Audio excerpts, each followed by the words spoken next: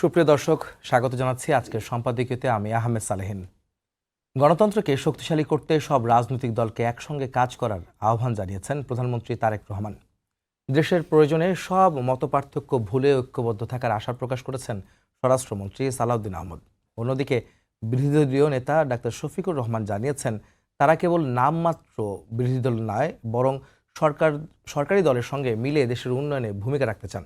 প্রাসঙ্গিক বিষয় নিয়ে আজকের সম্পাদকীয় জাতীয় স্বার্থে ঐক্য, এই বিষয়ে কথা বলতে স্টুডিওতে উপস্থিত আছেন ডাক্তার সাখাওয়াত হোসেন সায়ন্ত, সাধারণ সম্পাদক জি9, এবং ফরিদুল হক, যুগ্ম সদস্য সচিব, জাতীয় নাগরিক পার্টি। দর্শক, আপনারাও এই আলোচনায় অংশ নিতে পারেন। এজন্য আপনাদের ফোন করতে হবে টেলিভিশনে দেখানো নম্বরে। এছাড়া ফেসবুকের মাধ্যমেও আপনাদের মন্তব্য পাঠাতে পারেন। আলোচনা শুরুর আগে জানিয়ে দিব আমাদের আজকের শিরোনামগুলো। ইরানে যুক্তরাষ্ট্র ইসরায়েলের হামলা, শিক্ষার্থী সহ নিহত অর্ধশতাধিক। তেল আবিব সহ মধ্যপ্রাচ্যে মার্কিন স্থাপনায় পাল্টা আক্রমণে প্রাণহানি, তেহরানবাসীকে সরে যাওয়ার নির্দেশ। বাংলাদেশ সহ বহু দেশ থেকে মধ্যপ্রাচ্যগামী ফ্লাইট চলাচল স্থগিত, যাত্রীদের ভোগান্তি। হটলাইনে ফোন করে বিমানবন্দরে আসার অনুরোধ, প্রবাসীদের সতর্ক করে নির্দেশনা। গণতন্ত্রের পথ মসৃণ করতে সব দলকে ঐক্যবদ্ধভাবে কাজ করতে হবে, জামাতের ইফতারের প্রধানমন্ত্রী। জনস্বার্থ বিরোধী কিছু হলে বিরোধিতার ঘোষণা ডাক্তার শফিকের। জাতীয় স্বার্থে সবাই এক, বিতর্ক হোক সংসদে। এনসিপির প্রতিষ্ঠাবার্ষিকীতে স্বরাষ্ট্রমন্ত্রী। জুলাই সনদ বাস্তবায়ন চান পরোয়ার। দ্রুত স্থানীয় নির্বাচন দাবি নাহিদের। এবং পাবনায় বাড়ি থেকে তুলে নিয়ে কিশোরীকে ধর্ষণের পর হত্যা, বাধা দেয়ায় দাদিকেও খুন। ধর্ষক ও আশ্রয়দাতাদের শেকড় উপড়ে ফেলার হুঁশিয়ারি মন্ত্রীর।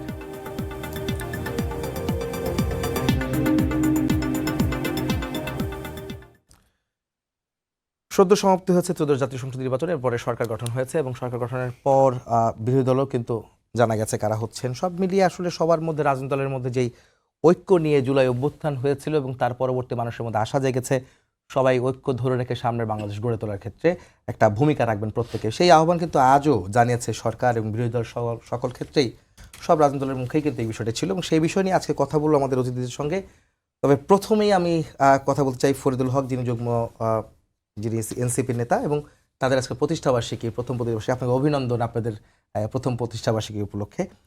জানতে চাই আপনাদের এক বছরে আপনাদের দলের এবং আপনাদের যে কর্মকাণ্ড, তার মূল্যায়ন আপনারা কীভাবে করবেন, আপনি যা এনসিপির নেতা হিসাবে।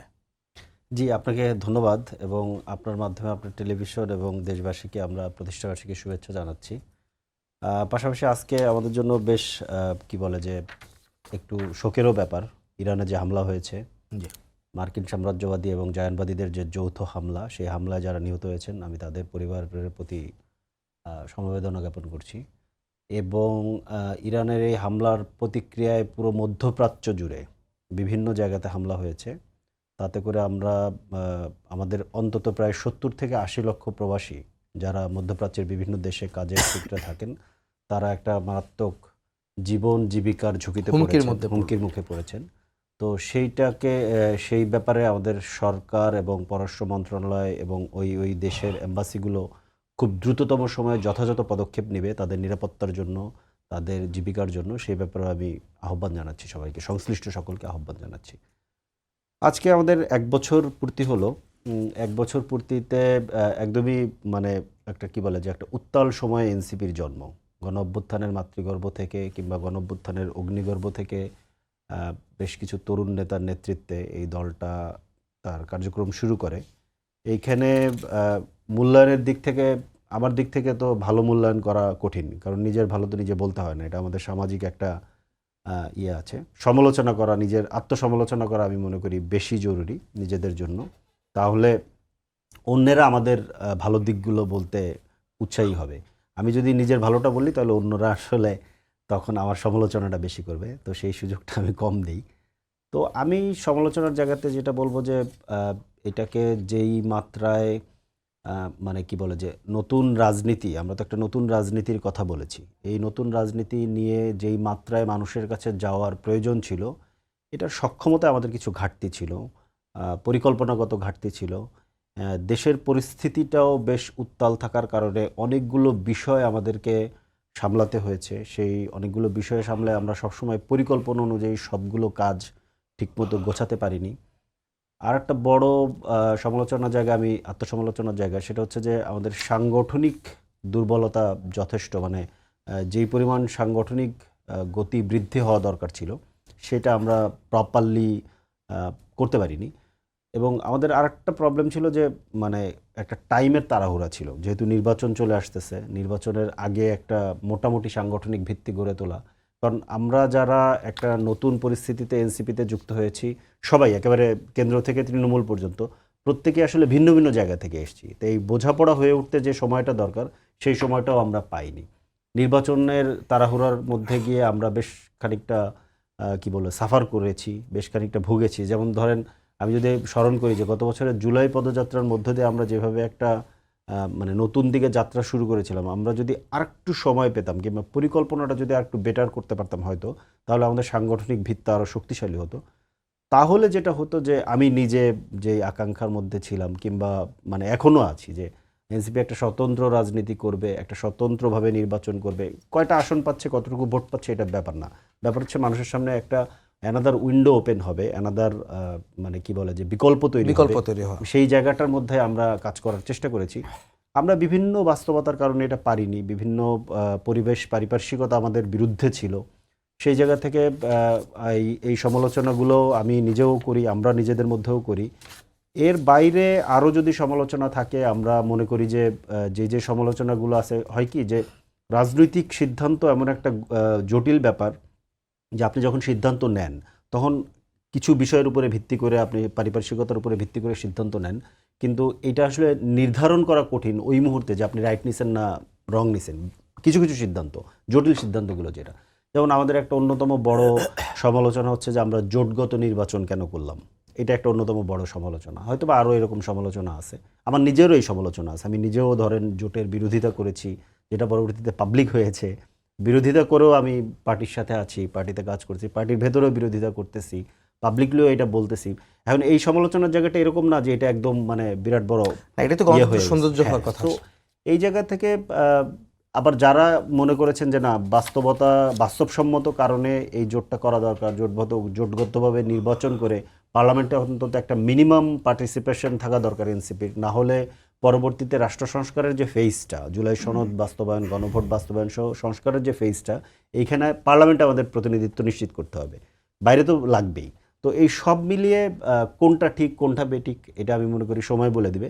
তবে আমি এখনও যেটা বলতে চাই সেটা হচ্ছে যে আমাদের মধ্যে আমাদের বেশিরভাগ এনসিপিতে যারা আছেন বেশিরভাগের মধ্যে একটা আকাঙ্ক্ষা হচ্ছে এখানে আসলে একটা বিকল্প রাজনৈতিক শক্তি হয়ে ওঠা, যেটা বাংলাদেশকে একটা সামনের দিকে নিয়ে যাবে। আমাদের বিকল্প 50 বছর ধরে একই জায়গায় ঘুরপাক খাচ্ছে বলে আমাদের এই বিষয় নিয়ে আপনার কাছে প্রশ্ন আমার আছে কিছু। তার আগে আমি জানতে চাই, আসলে আপনি তো আপনার আত্মসমালোচনা করলেন, এটা খুব ভালো একটা উদাহরণ। আসলে আমরা নিজেদের আত্মসমালোচনা করি না, যে প্র্যাকটিসটা আসলে আপনাদের দ্বারা শুরু হতে যাচ্ছে বা এখন নতুন রাজনীতিতে সেই বিষয়গুলি আসছে, এটা ভালো দিক। কিন্তু আমি জানতে চাই, আসলে আপনারা কি 1 বছরে কিছুটা হলেও কি সফল হয়েছেন? কোন জায়গাটা সফল হয়েছেন যদি প্রশ্ন রাখি? একটা সফলতা, মানে আমি সফলতার জায়গা ওই যে বললাম, নিজেদেরটা নিজেরা বলা একটু কঠিন। আমার জায়গা থেকে আমি যেটা বুঝতে পারি সেটা হচ্ছে যে মানে বাংলাদেশের মানুষ এনসিপির উপরে যেই রকম ভরসা করতে চেয়েছে, আমি যতটুকু আমার রেডিয়াস দিয়ে বুঝতে পারছি, আমার নেটওয়ার্ক দিয়ে যতটুকু কিংবা আমার মানে ইয়ে দিয়ে যতটুকু বুঝতে পারছি, এইটা একটা বিরাট সফলতার জায়গা। বাংলাদেশের মানুষ একটা নতুন রাজনৈতিক দল চাচ্ছে। এটা ক্রমেই মানে নির্বাচনের পরেও যেটা হয়েছে যে নির্বাচন হলো কত মাত্র 15 দিন, 2 সপ্তাহ। নির্বাচনের পরে প্রচুর মানুষ যোগাযোগ করেছে, তারা এনসিপিতে যুক্ত হতে, যারা নির্বাচনের আগে হয়তো যুক্ত হইতে চায়নি কিংবা হতে পারেনি কিংবা অত প্রয়োজন মনে করেন। মানে এইটা একটা খুব ডিফারেন্ট ব্যাপার। কেননা নির্বাচনের পরে ওই অর্থে ধরেন এখন একটা সরকারি দল বিরোধী দল একটা স্পষ্ট মেরুকরণ কিন্তু হয়েছে। এনসিপি বিরোধী দল এবং 6 জন মাত্র সংসদ সদস্য, বলতে পারেন আপনি দ্বিতীয় বিরোধী দল এনসিপি। তো সেই জায়গা থেকে এনসিপির সাথে মানুষ যুক্ত হতে চাওয়া, এই যে ব্যাপারটা, এটার সাথে আমি বুঝতে পারি যে এটা সারা বাংলাদেশ। এবং একটা গুরুত্বপূর্ণ ব্যাপার হচ্ছে যে মানুষগুলো যুক্ত হতে, আজকেও আমার সাথে কয়েকজনের ফোনে কথা হয়েছে, যে মানুষগুলো যুক্ত হতে চাচ্ছেন এই মানুষগুলো আগে রাজনীতি করেন নাই, এই মানুষের সংখ্যা অনেক। কিন্তু একটা জনগোষ্ঠীর ভেতরে মানুষ যদি রাজনীতিতে মানে যুক্ত না হয়, রাজনীতিকে রাজনীতি করে যদি দেশ বদলানোর কিংবা দেশকে পরিচালনা করার এই কার্যক্রমের মধ্যে যদি যুক্ত হতে না চায় কোয়ালিটি মানুষ, তাহলে তো আপনি পরিবর্তনটা করতে পারবেন না। এটা কারোর একক কিংবা কয়েকজন মানুষের কাজ না, এটা একটা জনগোষ্ঠীর একটা বড় অংশের মানুষকে এই দায়িত্ব নিতে হয়। তো সেই জায়গা থেকে আমি মনে করি এখানে একটা সফলতা আছে। এবং খুব সাধারণ মানুষের মাঝখানে এনসিপির নাম, এনসিপির প্রতীক, এইটার পরিচিত হওয়া, এটা আমাদের জন্য একটা বিরাট বড় ব্যাপার। এবং সবচেয়ে গুরুত্ব দিয়ে আমি সেটা আমি জুলাই পদযাত্রা থেকে ফলো করছি। আপকামিং যে জেনারেশন, মানে আপকামিং যে ভোটার্স, ধরেন ক্লাস 8-এ পড়ে, 9-এ পড়ে, 10-এ পড়ে, 11, 12, এই যে আপকামিং নেক্সট ইলেকশনে যারা ভোটার হবে, এদের মধ্যে এনসিপির জনপ্রিয়তা ব্যাপক। মানে ওরা মনে করে যে ওইটা ওদের জেনারেশনের দল, ওদের সময়ের দল, এটা একটা ব্যাপার থাকে না, সেইটাকে কানেক্ট করতে পারে। এই যে কানেকশন যে ব্যাপারটা, এটা তো রিয়েলিটি। যে ধরেন মানে এই আমাদের নেতৃত্বে আমাদের পার্টির নেতৃত্বে যারা আছে, তাদের যে বয়স, তাদের যে জেনারেশন, তারা যেভাবে পৃথিবীকে দেখে, যেভাবে কানেক্ট করতে পারে, এটা আসলেই অন্য অনেক দলের পক্ষেই এটা একটু কঠিন, যেহেতু তাদের নেতৃত্বে একটু ওই অর্থে মানে বয়সের দিক থেকে বয়স্ক মানুষরা আছেন, ওইখানেও বয়সের দিক থেকে বড় হলে অনেক তরুণরা আছেন, এটাও সত্য। কিন্তু এই যে কানেকশনটা করতে পারে, এইটা আমি মনে করি একটা বিরাট, মানে একটা বড় সংখ্যক আপকামিং জেনারেশনকে আপনি পলিটিক্সে আগ্রহী করে তুলতে পারছেন, এইটা আমি মনে করি একটা বিরাট। কারণ আমরা গত 15-20 বছরে যেভাবে বিরাজনীতিকরণ দেখছি এবং রাজনীতির প্রতি যে এরকম বীতশ্রদ্ধ ছিল, আই হেট পলিটিক্স নামে একটা জেনারেশন গড়ে উঠছিল, সেইখান থেকে বাংলাদেশের পলিটিক্সে একটা ডিফারেন্ট দিকে টার্ন করানো, আমি মনে করি এনসিপির এটা একটা অন্যতম বড় সাফল্য। ফরিদ ভাই, আমি আপনার কথা বুঝতে পেরেছি, আমি আপনার কাছে আসবো। স্বাগত শান্ত ভাই, আপনি একটু বলবেন যে আমি এই প্রশ্নে এনসিপি ইস্যুতে আমি আসবো, তার আগে একটি বিষয় রাখতে চাই, যেটা আমার সাবজেক্ট ছিল যে জাতীয় স্বার্থে ঐক্য। প্রধানমন্ত্রী তারেক রহমান আজকে তিনি কিন্তু বলেছেন রাজনৈতিক দলকে ঐক্যবদ্ধভাবে কাজ করার তিনি আহ্বান জানিয়েছেন। এই ঐক্যের আসলে মূল ভিত্তি আসলে কি হওয়া উচিত বলে আপনি মনে করেন? আপনাকে ধন্যবাদ জানাচ্ছি এবং আমার সঙ্গে আলোচনায় ফরিদ ভাই আছেন এবং যারা শুনছেন সবার জন্য শুভেচ্ছা রইল। আমি আলোচনার শুরুতেই এনসিপিকে অভিনন্দন জানাই। বাংলাদেশের রাজনীতিতে খুব গণ অভ্যুত্থানে নেতৃত্ব দেওয়া তরুণদের দল, তারা যদিও যেটা ফরিদ ভাই বলেছেন যে সিদ্ধান্ত নিয়েছে এটা সুদূর প্রসারী প্রভাব কতটা ভালো হবে না খারাপ হবে সেটা সময় বলবে। আমি ব্যক্তিগতভাবে এনসিপি যেরকম নতুন বন্দোবস্তের রাজনীতির বয়ান নিয়ে আসছিল, সেইখানে একটু হোঁচট খেয়েছে বলে আমি অনেক সমালোচনায় বলেছি যে তারা তাদের স্বাতন্ত্র্য বজায় রেখে তাদের ধারার রাজনীতি করতে পারলে হয়তো এবার এমপি হতে পারতো, কম বা পারতো না সেটাও হতে পারতো, কিন্তু দীর্ঘমেয়াদী বাংলাদেশে যে পরিবর্তিত নতুন ধারার রাজনীতি আমরা প্রত্যাশা করছি অনেকে, সেইখানে হয়তো আরও ফলপ্রসূ হতে পারতো। কিন্তু তাৎক্ষণিকভাবে তারা জামায়াতের অর্থ এবং সাংগঠনিক ভিত্তিকে নিজেদের সঙ্গে পেয়ে তারা হয়তো এমপি হওয়ার দৌড়ে এগিয়ে গেছে। এখন সময় বলবে যে জামায়াতের সঙ্গে তাদের এই যে লেপ্টে থাকাটা কত বেশি দীর্ঘায়িত হয় এবং তাদের উপর কতটা জামায়াতের প্রভাব পড়ে, অথবা নিজেরা এমপি হওয়ার পরেও দলগতভাবে নির্বাচনী যে ঐক্য ছিল সেটাকে রাজনৈতিক ঐক্যে রূপান্তরিত না করে স্বতন্ত্র রাজনীতির দিকে আবার যেতে পারে কিনা বা জামায়াতের হাত থেকে সেই ছাড়টুকু পায় কিনা, সেটার উপর অনেক কিছু নির্ভর করবে।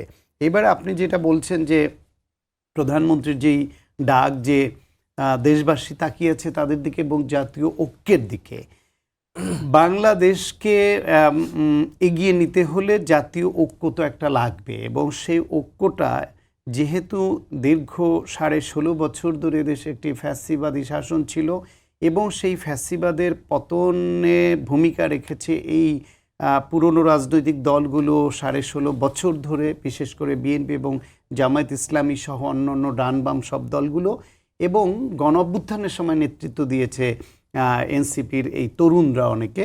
সুতরাং যদি এখন শুধুমাত্র রাজনৈতিক বিরোধিতার জন্য একে অপরের বিরুদ্ধে আবার অতীতের রাজনীতির ধারাবাহিকতায় তার মতোই যদি লেগে যায়, শুধু বিরোধিতার জন্য বিরোধিতা করে, তাহলে একদিকে হচ্ছে দেশের এগিয়ে যাওয়া হোঁচট খাবে, আর একদিকে পতিত ফ্যাসিবাদদের ফিরে আসার বা আবার তাদের পুনর্স্থাপনের প্রক্রিয়াটা সহজতর হবে, ত্বরান্বিত হবে। সেই ক্ষেত্রে যদি এই গণঅভ্যুত্থানের পক্ষের শক্তির মধ্যে ঐক্য থাকে, একদিকে দেশে গিয়ে যাবে, আর একদিকে পতিত ফ্যাসিবাদের পুনর্বাসনটা অত সহজ হবে না। সেই বিবেচনায় এরা কতটা মিলতে পারে সেটা খুব গুরুত্বপূর্ণ ইস্যু। সেই ক্ষেত্রে প্রধানমন্ত্রী যে আহ্বান জানিয়েছেন বিরোধী দলের পক্ষ থেকেও, জামাত ইসলামের পক্ষ থেকেও সেরকম সহযোগিতার আশ্বাস আছে। জামায়াতের আমির বলেছেন তারা ভালো কাজে বা দেশের জন্য জনগণের পক্ষে যেসব ভূমিকা সরকার নিবে তাতে সহযোগিতা করবেন। নির্বাচনের সময় প্রতিদ্বন্দ্বিতা হয়, প্রতিযোগিতা হয়, একে অপরের বিরুদ্ধে অনেক রকমের রাজনৈতিক বক্তব্য হয় একে অপরকে ঘায়েল করবার জন্য। সেটাকে যদি শুধুই নির্বাচনের প্রতিযোগিতার মেঠো বক্তব্য হিসেবে ওইখানেই রেখে এসে নতুন করে তারা দেশের স্বার্থে আবার নতুন রাজনীতি শুরু করেন, এবং জাতীয় সংসদ যদি হয় গণতন্ত্রের প্রাণ কেন্দ্র, তাহলে এই দেশের অনেক উপকার হবে। অতীতের অভিজ্ঞতা আমাদের এইরকম যে সরকারি দল তারা যে সিদ্ধান্তই নেক, বিরোধী দল তার বিরোধিতা করত, এবং জাতীয় সংসদ আলোচনার কেন্দ্রবিন্দু কখনোই হয়নি। বিভিন্ন ইস্যুতে ওয়াকআউট, পদত্যাগ এবং দীর্ঘমেয়াদী সংসদে অংশগ্রহণ না করা, সংসদে কার্যকর কোনো ডিবেট না হওয়া, এটা ছিল অতীতের কালচার। এবং বিরোধী দল সংসদে অচল ছিল। সেই বিবেচনায় যদি বর্তমান এই সরকারের সময় যদি সরকারি দল এবং বিরোধী দলগুলোর মধ্যে বিভিন্ন ইস্যুতে জাতীয় সংসদে কার্যকর ডিবেট দেখি, আমরা বিতর্ক দেখি, আলোচনা সমালোচনা দেখি, তার ফলে সরকার যেই আলোচনার ভিত্তিতে সরকার সিদ্ধান্ত নিতে পারে যে এটা দেশের জন্য বা জনগণের জন্য কতটুকু উপকারী হবে, সেই গাইডলাইন বিরোধী দল থেকে পায়, সেটা ভালো হবে। এবং এই এখন যে অনেক আগে থেকেই জাতীয় সংসদের এই আলোচনা যেহেতু সরাসরি সম্প্রচার হয় সংসদ টিভির মাধ্যমে, বা বিটিভিও এটাকে দেখায়, বা অন্যান্য চ্যানেলগুলো অনেক চুম্বক অংশ দেখায়, সেই বিবেচনায় এই রাস্তায় এসে সরকারের বিরোধিতা করে সেইটার প্রচার কামনা না করে যদি বিরোধী দল সংসদেই সরকারকে চাপের মধ্যে রাখে, যদি কোনো কিছুতে মনে হয় যে সরকারের এই সিদ্ধান্তটা সঠিক হচ্ছে না, সেইটা বিরোধী দলের জন্য দায়িত্বশীল আচরণ হবে। এবং সরকারের উচিত হবে বিরোধী দলকে সরকার জাতীয় সংসদের সমালোচনা করার মতো পরিবেশ দেওয়া, পরিবেশ অ্যালাউ করা, এবং যেটা সত্যি সত্যি মনে হবে যে বিরোধী দলের এই পরামর্শ বা এই সমালোচনাটা দেশের স্বার্থে হচ্ছে, এবং তারা যে সিদ্ধান্ত নিতে যাচ্ছে সেটার থেকে বিরোধী দলের এই যুক্তিটা বেশি গ্রহণযোগ্য, তাহলে সরকারও যেন সেটা আমলে নেয়। শুধুমাত্র বিরোধী দল বলেছে আমরা এই বিল এনেছি বা আমরা এই সিদ্ধান্ত নিয়েছি, বিরোধী দল বিরোধিতা করছে, এখানে আমাদের নমনীয় হওয়া মানে পরাজয় স্বীকার করা, এইরকম ইগোইস্টিক যেন সরকারও না হয়। ফলে সরকার এবং বিরোধী দল উভয়ের পক্ষ থেকে যদি এইরকম পজিটিভ অ্যাটিটিউড নিয়ে সংসদকেই গণতন্ত্রের কেন্দ্রবিন্দুতে পরিণত করা যায়, ডেফিনেটলি ভালো হবে। প্রধানমন্ত্রী সেই আহ্বানটিই জানিয়েছেন।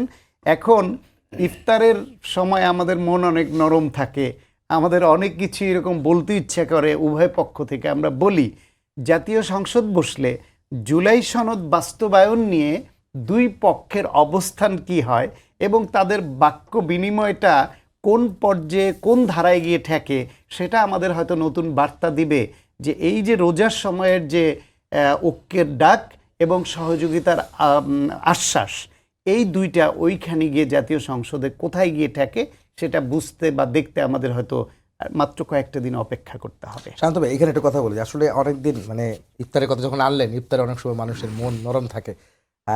আমরা তো দেখিনি এরকম অনেকদিন যাবত সব বিরোধী দল, সরকারি দল, সব রাজনৈতিক দল একসঙ্গে ইফতার করেছে। এটা খুব রেয়ার কেস ছিল আমাদের এখানে। আমাদের মনে হয় এটা আগে ছিল না। এবার কিন্তু দেখলাম যে বিরোধী দলের ডাকে সরকার। এটাও আপনি যে চিত্র দিচ্ছেন সেটা একেবারে ওইভাবে সঠিক বলা যাবে না। এই এখনকার যেসব দল এক জায়গায় হয়েছে, গত 16 বছর ধরে এই দলগুলা একে অপরের ইফতারে যেত এবং একসঙ্গে করত। আমি এইটা বলছি বাংলাদেশের কালচারে পতিত। এখনকার যে সরকারি দল, বিরোধী দল, এরা দীর্ঘদিনের কিন্তু মিত্র। নির্বাচনের স্বার্থে তারা একে অপরের বিরুদ্ধে দাঁড়িয়েছে, কিন্তু দীর্ঘদিন ধরে এরা নিপীড়িত, দীর্ঘদিন ধরে এরা শোষিত, দীর্ঘদিন ধরে এরা হামলা মামলা গুম খুনের শিকার এবং একই সঙ্গে ভুক্তভোগী।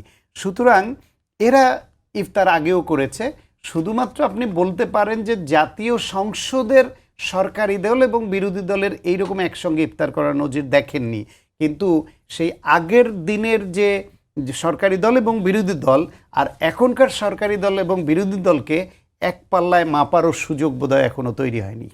ধন্যবাদ আপনাকে। ফরিদ ভাই, আপনি একটু বলবেন, সেটা হচ্ছে নাহিদ ইসলাম বলেছেন আজকে যে বিপ্লব থেকে বিকল্প তৈরি হয়েছে। আপনি যে বিকল্পের কথাটা বলছিলেন, আপনারা কতটা বিকল্প হতে পেরেছেন বলে আপনার কাছে মনে হয় 1 বছরে, এবং সেটা সামনে কতদূর এগোতে পারবেন সেই বিকল্প হিসাবে? না, আমি এটা প্রথমবারের আলাপের মধ্যে মোটামুটি বলেছি যে একটা বিকল্প তো সম্ভাবনা খুব ভালোভাবে তৈরি হয়েছে। এই সম্ভাবনাটা তৈরি করার পেছনে এনসিপি গঠিত হওয়া, এনসিপি এগিয়ে আসা, এটা একটা বড় মানে প্রভাবকের ভূমিকা পালন করেছে। এখন যে সম্ভাবনাটা তৈরি হয়েছে, যে সম্ভাবনাটার মাত্রা কত বিশাল, এবং এইটাকে কি বলে যে কন্টেইন করার জন্য এনসিপিকে যত বড় কন্টেইনার হয়ে উঠতে হবে যত সময়, কম সময়ের মধ্যে, সেই জায়গায় এনসিপি মানে আমরা কতটুকু সক্ষমতার সাথে এবং আন্তরিকতা, বিশ্বাসযোগ্যতার সাথে ভূমিকা রাখতে পারবো, তার উপরে এটা ডিপেন্ড করতেছে। তো চ্যালেঞ্জিং। এখন ধরেন বিরোধী দল, নতুন নেতৃত্ব, নতুন একটা আপনারা 6টা পরিস্থিতি। আসনও পেয়েছেন, কিন্তু এটা হ্যাঁ, কিন্তু বড় বিষয়। হ্যাঁ, নতুন সেটা- দল হিসেবে 1 বছরের মাথায় আপনারা 1 বছর যখন হয়নি তখনই 6টা আসন পেয়ে গেছে। সে ঠিক আছে, সেটা ঠিক আছে, কিন্তু ধরেন আশাটা আমাদেরকে নিয়ে ধরেন হিউজ, মানে প্রত্যাশাটা হিউজ, এইটা একটা বড় সংকট। সেটা মানে ধরে আপনার রাখার উপরে জন্য যখন আসলে কি প্রত্যাশা- করতে চাচ্ছেন আপনি? আমরা আমাদের এখন মানে সিম্পলি আমাদের যে প্রধান কাজ যেটা, সেটা হচ্ছে যে আমরা সাংগঠনিকভাবে আমাদের বেশ যথেষ্ট দুর্বলতা ছিল বিধায় আমাদেরকে এই ধরনের সিদ্ধান্ত নিতে কিছুটা বাধ্য হতে হয়েছে। পরিস্থিতিটা এরকম ছিল যে এত দ্রুত নির্বাচনটা চলে এসেছে। আমাদের এখনকার প্রধান কাজ হচ্ছে সাংগঠনিক বিস্তৃতি একেবারে ইউনিয়ন ওয়ার্ড পর্যায়ে নিয়ে যাওয়া উইদিন দিস ইয়ার 2026, এবং এরপরে যে স্থানীয় সরকার যে নির্বাচনগুলো আসতেছে, এই নির্বাচনগুলোতে পার্টিসিপেট করা, এবং স্থানীয় সরকার নির্বাচনের মধ্য দিয়ে স্থানীয় সরকার নির্বাচনকে একটা ডিফারেন্ট মডেলে হাজির করার চেষ্টা করা। পাশাপাশি রিয়েল স্থানীয় সরকার বলতে আমরা যা চাই, যেরকম স্থানীয় সরকার চাই, সেটা বাংলাদেশে এখনো আসেনি। এখন স্থানীয় সরকার হচ্ছে কেন্দ্রের নিয়ন্ত্রণাধীন একটা শাখা মাত্র। মানে আপনি খেয়াল করে দেখেন, একটা উদাহরণ দিলে এটা ইজি হবে। সেটা হচ্ছে যে 6 জন যে প্রশাসক দেওয়া হলো, এই প্রশাসক তো নিয়োগ দিল কেন্দ্রীয় সরকার, কিন্তু সিটি কর্পোরেশনগুলো তো সাধারণত সারা পৃথিবীতে যেই সমস্ত সিটি কাউন্সিল বলেন কিংবা সিটি কর্পোরেশন, উপজেলা, জেলা, ইউনিয়ন পরিষদ, এখন এক একটা দেশে এক একভাবে এটাকে ভাগ করে, কিন্তু সারা পৃথিবীতে যারা মোটামুটি ডেমোক্রেটিক একটা প্র্যাকটিসের মধ্যে রাষ্ট্রকে আনতে পেরেছে, তাদের এই জায়গাগুলো আলাদা আলাদা ইউনিট। এটার সাথে কেন্দ্রের ওই অর্থে খুব বেশি সম্পর্ক নাই। মানে কেন্দ্র তাকে নিয়োগ কিংবা প্রত্যাহার করার ক্ষমতা রাখে না। এটা জনগণ তাদের প্রতিনিধি জনগণ নির্বাচন নির্বাচিত করে, এবং জনগণ তাদের প্রতিনিধিকে চাইলে সরিয়ে নিতে পারে। তো তার মানে হচ্ছে একটা স্বাধীন স্থানীয় সরকার, এটা আমাদের এখানে নাই। তো ওই জায়গাতে বাংলাদেশ কিন্তু নিতে হবে, এটা আমাদের জি, ওয়ান অফ দ্য আমি ফাইট। আপনার এই স্থানীয় নির্বাচন নিয়ে আসবো, সায়ন্ত ভাইয়ের কাছে বলবো, কিন্তু আপনার কাছে একটা কথা বলি। সেটা হচ্ছে যে আপনি আমার সঙ্গে কথা বলার সময় একটু আগে বলছিলেন যে আপনারাও জোট করার বিষয়ে কোনো রকমের আপনারও বিরোধিতা ছিল।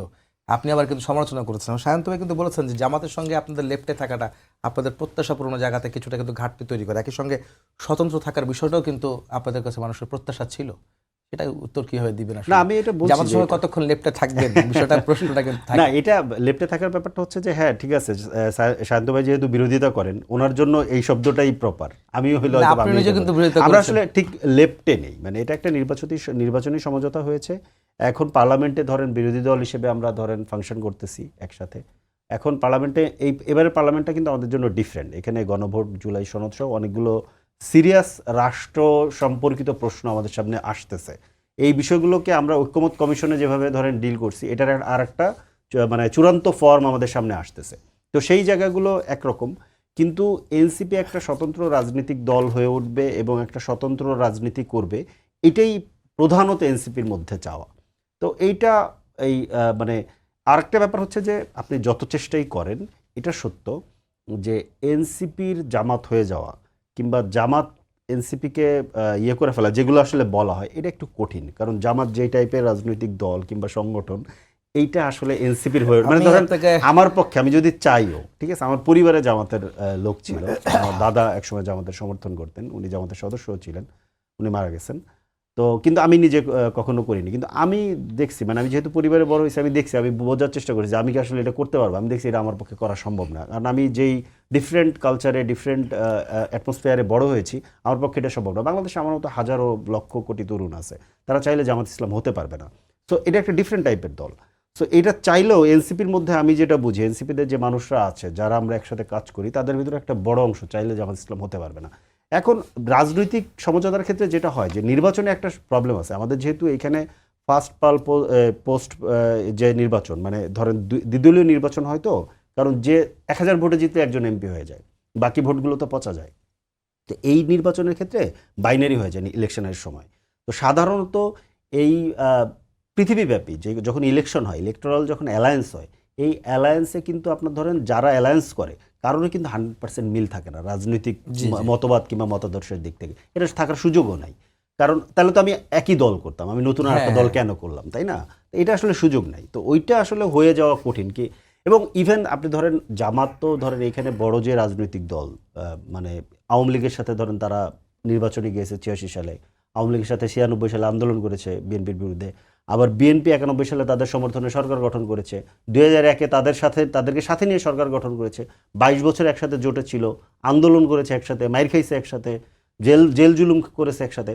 তারা কেউ তো আসলে বিএনপি জামাত হয়ে যায়নি।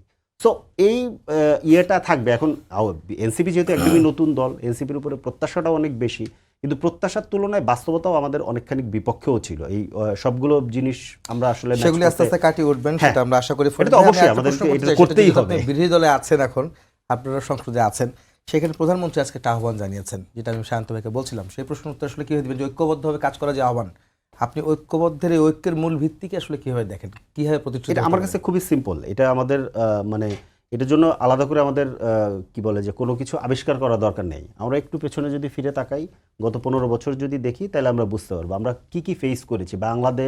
বাংলাদেশের রাজনৈতিক দল, বাংলাদেশের রাষ্ট্র, বাংলাদেশের মানুষ আমরা কি ফেস করছি, সেই বিষয়গুলোতে আমাদের একমত থাকতে হবে। কি আমাদের আরেকটা ফ্যাসিবাদী ব্যবস্থা আমরা কন্টিনিউ করতে পারবো না, নাম্বার 1। নাম্বার 2 হচ্ছে যে রাষ্ট্র কাঠামো এবং রাষ্ট্রর যে প্রতিষ্ঠান, রাষ্ট্রযন্ত্র যেটাকে আমরা বলি, এটাকে ব্যবহার করে রাজনৈতিক দলগুলো তো বটেই, কোনো মানুষের উপরে জুলুম করা যাবে না। এটা আমরা দেখেছি যে ধরেন এই যে আয়নাঘর যে হয়েছে, আয়নাঘর তো রাষ্ট্রযন্ত্র করেছে, এটা রাষ্ট্রযন্ত্রের কোনো একটা পার্ট করেছে, অন্য অংশগুলো ছিল। কিংবা ধরেন জুলাইতে যে আমাদের উপরে গুলি চালানো হলো, আমরা এই যে গত 2 দিন আগে একটা রিপোর্টে দেখলাম যে 2 বছরের মধ্যে 7 গুণ বেশি হচ্ছে গিয়ে লেথাল ওয়েপন কিনছে পুলিশ। এই লেথাল ওয়েপন, পুলিশ তো একটা বেসামরিকদেরকে নিয়ন্ত্রণ করার একটা বাহিনী, তার তো লেথাল ওয়েপন থাকার কথা না, ওটা তো সামরিকদের থাকার কথা, সামরিক বাহিনী থাকার কথা, সেনাবাহিনী কিংবা বিজেপির। কেনা হচ্ছে আবার কার টাকায়? পাবলিকের টাকায়। এই পাবলিকের উপরে পরে গুলি চালানো হয়েছে। এইটা করা যাবে না। তারপরে যে ধরেন আমাদের এখানে যে আগ্রাসন, দিল্লির যে আগ্রাসন, এই দিল্লির আগ্রাসন প্রশ্নে আমাদেরকে কমন একটা জায়গাতে আসতে হবে, এবং আওয়ামী লীগ প্রশ্নে আমাদের একটা কমন জায়গাতে আসতে হবে। কারণ এই পুরো গুম, খুন, নির্যাতন, অত্যাচার আমাদের উপরে যে ধরেন মানে যাহা কিছু হয়েছে, আমাদেরকে একদম ধরেন প্রায় করদরাজ্য বানিয়ে ফেলা, এবং আমাদের এইখানকার মানুষদের, এই যে আমি একটু আগে 70-80 লাখ লোকের কথা বললাম যারা মধ্যপ্রাচ্যে কাজ করতেছেন, এই মানুষরা ইনকাম করে প্রায় ধরেন কৃতদাসের মতো জীবনযাপন করে, এক রুমে ধরেন 30 জন থেকে ওইখান থেকে যে কয়টা পয়সা পাঠায়। আমাদের এইখানে কৃষকরা যে সারাদিন মাঠে কাজ করে, আমাদের কৃষকদের মেয়েরা যে গার্মেন্টসে কাজ করে, এরা যে অর্থনীতিটা তৈরি করে, এই অর্থনীতিটাকে এক জায়গা করে ব্যাংকের মাধ্যমে, শেয়ার বাজারের মাধ্যমে, বড় প্রকল্পের মাধ্যমে যে লুট করছে এবং এইখান থেকে টাকা পাচার করে নিয়ে গেছে, এই প্রশ্নগুলোতে আমাদের একমত হইতে হবে। এটা ঐক্যের জায়গা, ঐক্য এটা মুখের ব্যাপার না, এটা ঐক্যের জায়গাটা যে আমরা এইটার প্রশ্নে আমরা সবাই আওয়ামী লীগের অল্টার ইমেজ, সিম্পল। এরপরে আমাদের তাহলে তখন হবে কি নিয়ে, তখন হবে যে আপনি ফ্যামিলি কার্ডে 1000 টাকা দিয়েছেন, আমি 5000 টাকা দিব। কিভাবে দিব? আমি এইভাবে দিব। এই যে তখন বাংলাদেশের রাষ্ট্র পরিচালনা হবে পলিসি বেস। এখন এইটা করার জন্য বাংলাদেশের শাসন ব্যবস্থার মধ্যে একটা বড় ধরনের সংস্কার লাগবে। পুরনো যে শাসন ব্যবস্থা, এই শাসন ব্যবস্থা কন্টিনিউ করে এটা আপনি চালাতে পারবেন না, কারণ শাসন ব্যবস্থার কিছু বাই প্রোডাক্ট আছে। শাসন মানে রাষ্ট্র একটা যন্ত্র, এইটাকে যদি আপনি ওইরকম ওকে লেথাল ওয়েপন প্রতিনিয়ত কিনে দেন, পুলিশের হাতে যখন লেথাল ওয়েপন থাকবে, ও তো গুলি করলে মানুষ মারাই যাবে। কিন্তু ওকে যদি আপনি লেথাল ওয়েপন না দেন, তখন বিক্ষোভ তখনও হবে, কিন্তু তখন গুলি করলে মানুষ মারা যাবে না। এই যে ডিফারেন্সের জায়গাটা, ওই জায়গাটাতে রাজনৈতিক দলগুলো, বিরোধী দল, সরকারি দল সবাই মিলে ঐক্যের জায়গায় আসতে হবে, ওইটাই ঐক্যের জায়গা। এবং এখানে আমি প্রধানমন্ত্রীকে খুবই সাধুবাদ জানাই, উনি যেহেতু ঐক্যের ডাক দিয়েছেন, ওনাকে আসলে এই প্রশ্নগুলো মানে রিকল করতে হবে। উনি নিজে নির্যাতিত, ওনার মার উপরে যে পরিমাণ নির্যাতন করা হয়েছে, আমরা এগুলোর বিরুদ্ধে আন্দোলন, ওনার দলের উপরে নির্যাতন করা হয়েছে, এই নির্যাতন যাতে বাংলাদেশে ফেরত না আসে আমরা বিরোধিতা করব। উনি সরকারে আছেন, ওনার দল সরকারে আছে, আমি তো আমার বিরোধী দলের রাজনৈতিক কর্মী হিসেবে আমার দায়িত্ব কি? আমার দায়িত্ব হচ্ছে প্রতিনিয়ত সরকারকে প্রশ্ন করা, প্রতিনিয়ত পারলে সরকারকে চাপে ফেলা, তাহলে আমি আবার ধরেন যাতে পরবর্তীতে না আমি এটা বলছি, মানে এটা তো আমি তো কাজের মাধ্যমে, ধরেন কথার মাধ্যমে করতে চাই, যৌক্তিকভাবে করতে চাই। তো এইটাই এখন ওই জায়গাটা যদি উনি আমাকে সুযোগ কম দেয়, তো স্বাভাবিকভাবে আমি তো করতে পারবো না। তো এবং এই যে ঐক্যের গ্রেটার ঐক্যের জায়গাটা যদি থাকে, তখন আমিও বিরোধিতা করার সময় ওইভাবেই চিন্তা করব যে আমি আসলে কতটুকু বিরোধিতা করব, সেটা কি যৌক্তিক পর্যায়ে থাকছে নাকি অযৌক্তিক পর্যায়ে চলে যাচ্ছে। তো এই ঐক্যের ডাক আমি খুবই সাধুবাদ জানাই, এটা উনি আজকে দিয়েছেন। কিন্তু এই প্রশ্নগুলো আমাদেরকে মানে একমত হতে হবে। এই প্রশ্নগুলো একমত না হয়ে এটা আমাদের জন্য ডিফিকাল্ট হবে বলে আমার কাছে মনে জি হয়। শান্ত ভাই, আপনার কাছে প্রশ্নটা হচ্ছে, আপনি তো সংসদের কথা বলছিলেন যে 12ই মার্চ সংসদ বসতে যাচ্ছে, এবং সেখানে একটা বিষয় আছে যে জুলাই সনদের কোন কোন বিষয় বাদ দেওয়া উচিত হবে না, জামাতের একটা মন্তব্য আছে। জুলাই সনদের কোনো বিষয়কে বাদ দেওয়া ঠিক হবে আগামীতে, বা কোনটাকে আসলে তারেক রহমান বলেছেন যে পর্যায়ক্রমে সেগুলি বাস্তবায়ন করা হবে, আপনি কি মনে করেন কি কি থাকা উচিত? হ্যাঁ, এইখানে দেখেন যে প্রধানমন্ত্রীর এবার শুরু থেকেই তার যে অ্যাটিটিউড, তার যে গুড জেস্চার, সেটা কিন্তু ইতিবাচক একটা ইতিবাচক যে মনোভাব, সেটা কিন্তু প্রশংসিত হয়েছে। বিরোধী দল এটাকে যদি কাজে লাগাতে পারে, যে প্রধানমন্ত্রী তো সেধে জামাতের আমিরের বাসায় গেলেন নির্বাচনে 2/3 মেজরিটি পাওয়ার পরেও, তিনি নাহিদ, এনসিপির নেতা নাহিদ ইসলামের বাসায় গেলেন, তিনি ইসলামী আন্দোলন বাংলাদেশের প্রধানের বাসায় গেলেন, তারপর তাদের সঙ্গে আলোচনা হচ্ছে এবং তারা ওনার কাছে কিছু অভিযোগ, কিছু কথা বলছেন, সেখানে বলছেন যে তিনি ওনাদের কথা বিবেচনায় নেবেন। এখন এই খাতে যেহেতু উনি পজিটিভ দৃষ্টিভঙ্গি নিয়ে এগোচ্ছেন, বিরোধী দলে যারা আছেন তারাও যদি এইটাকে কাজে লাগান, যে আপনি তো ভালো চান, আপনি তো আমাদের এই কথা দিয়েছেন, আলোচনার মাধ্যমে যেহেতু এইটা রাজনৈতিক মীমাংসার প্রয়োজন আছে, জুলাই সনদের তৈরির সময়ে বিএনপির বেশ কিছু বিষয়ে নোট অফ ডিসেন্ট ছিল, সেইগুলো যেন সব বিএনপির উপর 2/3 মেজরিটি পাওয়া একটা দল, তাদের উপর বিরোধী দল চাপিয়ে না দেয়। আবার বিএনপিও যেন ওইগুলা মানব না বলে বাকিগুলা তো না মানার অ্যাটিটিউড না দেখায়। প্রথম দফায় যদি সরকারি দল এবং বিরোধী দলের মধ্যে এটুকু সমঝোতায় আসা যায় যে যেসব বিষয়ে আমরা সবাই একমত হয়ে এসেছি, চলেন প্রায়োরিটির বেসিসে সেগুলো বাস্তবায়ন শুরু করেন। এগুলি বাস্তবায়ন শুরু করতে গেলে যখন অনেকখানি এগিয়ে যাবে, দুই দলের মধ্যে যখন আলোচনার পরিবেশটা অক্ষুণ্ণ থাকবে, তখন বাকিগুলো আস্তে আস্তে হয়তো সব না হলেও পর্যায়ক্রমে কিছুটা হবে। কিন্তু শুরুতেই এটুকু মানবেন না বলে আপনার ওটুকু মানতে দিব না, এটি যেন না হয়। শান্ত ভাই, ফরিদ ভাই, যিনিকে ধন্যবাদ জানিয়ে শেষ করছি আজকের সম্পাদকীয়। সবাইকে ধন্যবাদ জানিয়ে শেষ করছি আজকের সম্পাদকীয়। আগামীকাল আবার দেখা হবে একই সময়। শুভরাত্রি।